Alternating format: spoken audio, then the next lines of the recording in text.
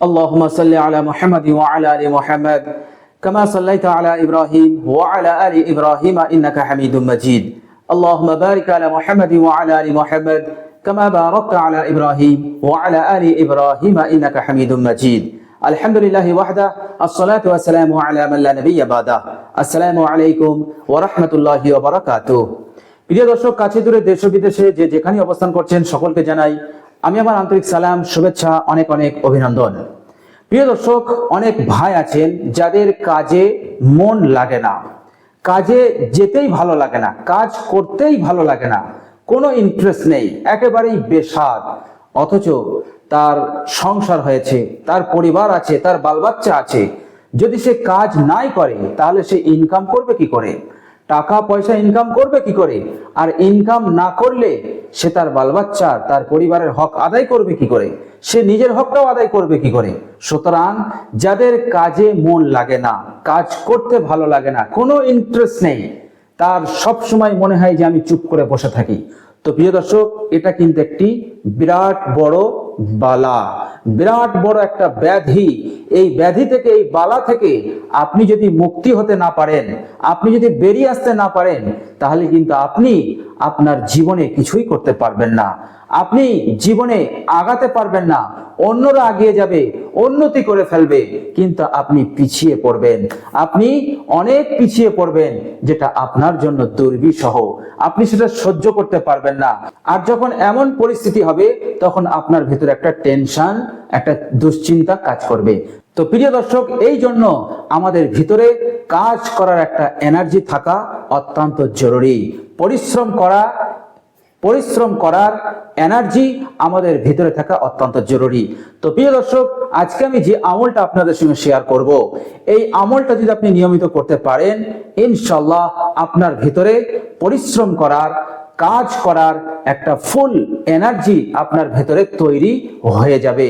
দেখবেন আপনার কাজ করতে মন বলবে, ভালো লাগবে, ইন্টারেস্ট লাগবে। অন্যদের ন্যায় আপনিও আপনার জীবনে অনেক কিছু করতে পারবেন, অনেক উন্নতি করতে পারবেন। আল্লাহ সুবহানাহু ওয়া তাআলার রহমতে, তিনার করুণা, তিনার দয়ায় আপনি অনেক এগিয়ে যেতে পারবেন। তো প্রিয় দর্শক, চলুন আজকে আমরা সেই আমলটা জেনে নেই। প্রিয় দর্শক, বিষয়টি জানতে ভিডিওর শেষ পর্যন্ত থাকুন। প্রিয় দর্শক, বুখারী এবং মুসলিম শরীফের হাদিস, বর্ণনাকারী হযরত আনাস রাদিয়াল্লাহু তাআলা আনহু, তিনি বলছেন, কানা রাসূলুল্লাহ সাল্লাল্লাহু আলাইহি ওয়াসাল্লাম ইয়াকুল, রাসূলুল্লাহ সাল্লাল্লাহু আলাইহি ওয়াসাল্লাম তিনি বলতেন, কি বলতেন? আল্লাহুম্মা ইন্নী আউযু বিকা মিনাল হাম্মি। আল্লাহ নবী সাল্লাল্লাহু আলাইহি ওয়াসাল্লাম বলতেন, হে আল্লাহ, আমি আপনার কাছে হাম হতে পানাহ চাইছি, হাম্মুন হতে পানাহ চাইছি। হাম্মুন মানে কি? হাম্মুন মানে হচ্ছে ভয়, যে কোনো ভয়। সেই ভয়টা হতে পারে কোনো প্রভাবশালী মানুষের পক্ষ হতে পারে, অথবা কোনো জিন খবিসের পক্ষ হতে পারে, অথবা আপনার শরীরে যে ব্যাধি, যে রোগ আছে সেটা হতে পারে। তো যে কোনো ধরনের ভয়, যে ভয় মানুষকে মজবুর করে দেয়, যে ভয় মানুষকে দুর্বল করে দেয়, যে ভয় মানুষের ভিতর থেকে এনার্জিকে দূর করে দেয়, শেষ করে দেয়, সেই সমস্ত ভয় হতে আমি আল্লাহ সুবহানাহু ওয়া তাআলার কাছে পানাহ চাইছি। এরপর আল্লাহ নবী সাল্লাল্লাহু আলাইহি সাল্লাম বললেন, ওয়াল হুজনি, হে আল্লাহ, আমি তোমার কাছে হুজুন হতে পানাহ চাইছি। হুজুন মানে কি? হুজুন মানে হচ্ছে দুশ্চিন্তা, টেনশন, দুশ্চিন্তা, টেনশন। আর দুশ্চিন্তা, টেনশন মানুষকে কাহিল করে দেয়, মানুষের এনার্জিকে শেষ করে দেয়, মানুষকে দুর্বল করে তোলে এবং মানুষের জীবন যাপনকে অতি কষ্টকর বানিয়ে দেয়। তো বিশ্বনবী সাল্লাল্লাহু আলাইহি সাল্লাম বললেন, হে আল্লাহ, আমি আপনার কাছে সব ধরনের দুশ্চিন্তা, টেনশন হতে আমি আপনার কাছে পানাহ চাইছি। এরপর বিশ্বনবী সাল্লাল্লাহু আলাইহি সাল্লাম বললেন, ওয়ালা আজজি, হে আল্লাহ, আমি আপনার কাছে আজজুন হতে পানাহ চাইছি। আজজুন মানে হচ্ছে দুর্বলতা, এমন দুর্বলতা যে আপনি কোনো কাজে সফলতা অর্জন করতে পারছেন না, যেখানেই যাচ্ছেন ফেলিউর হয়ে যাচ্ছেন, যেখানেই যাচ্ছেন আপনি ফেল হয়ে যাচ্ছেন, আপনি লুজ হয়ে যাচ্ছেন, আপনি পরাস্ত হচ্ছেন, অপরাজিত হয়ে যাচ্ছেন।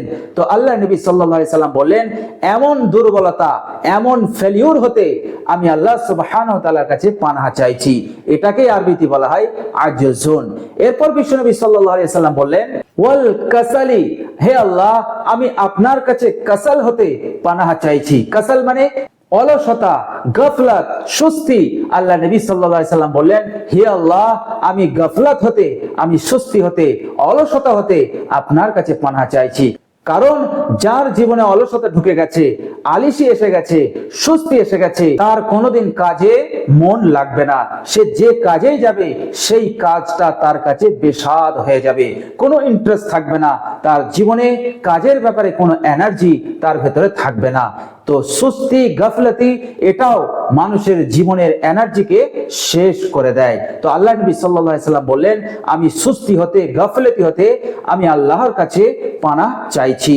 এরপর আল্লাহ নবী সাল্লাল্লাহু আলাইহি ওয়াসাল্লাম বললেন ওয়াল জুবনি, অর্থাৎ আমি জুবন হতে আল্লাহর কাছে পানাহ চাইছি। জুবন মানে হচ্ছে কাপুরুষতা। কাপুরুষতাটা হচ্ছে একটি বদ গুণ, খারাপ গুণ, যা মানুষের জন্য কখনো ভালো জিনিস বয়ে আনতে পারে না, যা কখনো মানুষের জন্য একটা ভালো সিফাত বা বৈশিষ্ট্য হতে পারে না। কাপুরুষতাটা খুবই একটা খারাপ লক্ষণ বা খারাপ অভ্যাস। তো আল্লাহর নবী সাল্লাল্লাহু আলাইহি সাল্লাম কাপুরুষতা হতেও তিনি আল্লাহ সুবহানাহু ওয়া তাআলার কাছে পানাহ চেয়েছেন। এরপর বিশ্বনবী সাল্লাল্লাহু আলাইহি সাল্লাম বলেন ওয়াল বুখলি, অর্থাৎ বুকুল হতে আমি আপনার কাছে পানাহ চাইছি। বুকুল মানে হচ্ছে কৃপণতা, বুকুল মানে হচ্ছে কঞ্জুস। আর যারা কঞ্জুস হয়, যারা বখিল হয়, আল্লাহ সুবহানাহু ওয়া তাআলা তাদেরকে ভালোবাসেন না। আর আল্লাহ যাদেরকে ভালোবাসেন না তাদের উপরে আল্লাহ সুবহানাহু ওয়া তাআলা খাস রহমতও নাজিল করেন না, আল্লাহ পাক তাদেরকে সাহায্যও করেন না। তো এটাও একটি মানুষের জন্য খুবই বাজে গুণ, বদ গুণ, মন্দ গুণ। তো আল্লাহর নবী সাল্লাল্লাহু আলাইহি সাল্লাম বখিল হতে, কৃপণতা হতে তিনি আল্লাহ সুবহানাহু ওয়া তাআলার কাছে পানাহ চাইতেন। এরপর বিশ্বনবী সাল্লাল্লাহু আলাইহি সাল্লাম বললেন ওয়া যালাইদ দাইন, যার অর্থ হচ্ছে ঋণের বোঝা। ঋণ, এই ঋণের বোঝা হতে আল্লাহ নবী সাল্লাল্লাহু আলাইহি সাল্লাম আল্লাহ সুবহানাহু ওয়া তাআলার কাছে পানাহ চেয়েছেন। প্রিয় দর্শক, যার জীবনে ঋণ থাকে তার জীবনে কখনো বরকত আসে না।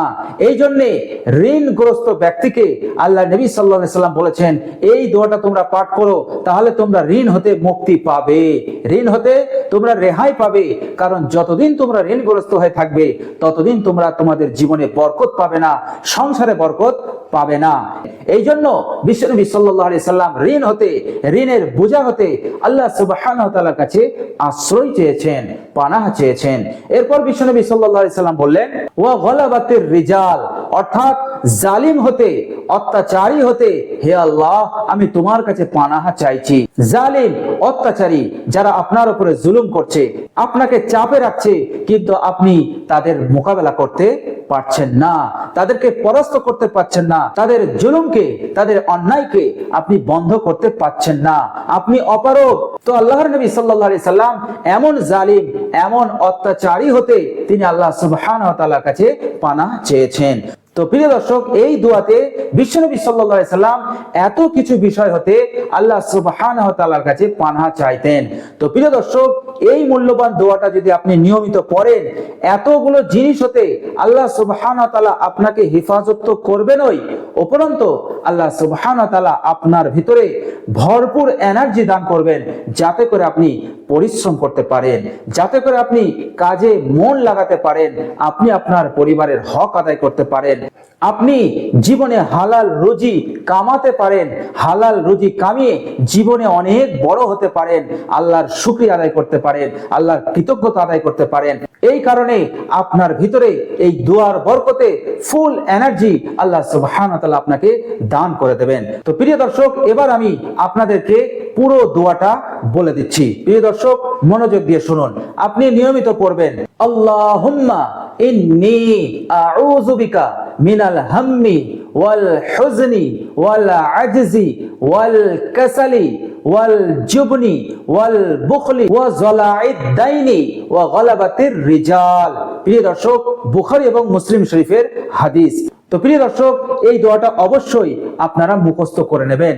আর এই দোয়াটার বাংলা উচ্চারণ আমি আমার ভিডিওর স্ক্রিনে দিয়ে দেব, আপনারা সেখান থেকেও মুখস্থ করে নিতে পারেন। তো প্রিয় দর্শক, বুখারী এবং মুসলিম শরীফের হাদিসে বর্ণিত হয়েছে এই মূল্যবান দোয়াটি অবশ্যই আপনারা মুখস্থ করে রাখবেন।